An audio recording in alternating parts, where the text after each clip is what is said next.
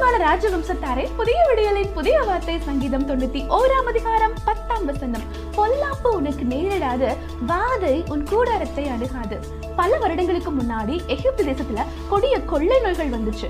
ஒன்றல்ல, ரெண்டல்ல, 10 விதமான வாதைகள் தேசத்தை தாக்குச்சு.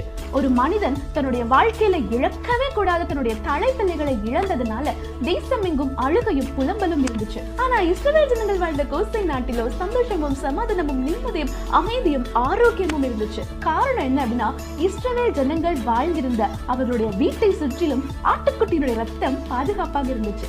ஆட்டுக்குட்டியினுடைய ரத்தத்துக்கே அவ்வளோ பாதுகாப்பு இருக்கு அப்படின்னா, இயேசுவனுடைய வல்லமையுள்ள ரத்தத்துக்கு எவ்வளவு பாதுகாப்பு இருக்கும் அப்படின்னு யோசிச்சு பாருங்க. அவருடைய ரத்த பாதுகாப்பு உங்களுடைய வீட்டை சுற்றிலும் இருக்கிறதுனால எந்த தீங்கும், எந்த வாதையும், எந்த பொல்லாப்பும் உங்களை அணுகாது. தேனிலும் மதுரம் திகட்ட இன்பம் தித்திக்கும் இயேசுவனோட தொடங்குங்க. இது பாதுகாக்கும் பரமன் தந்த புதிய விடியல்.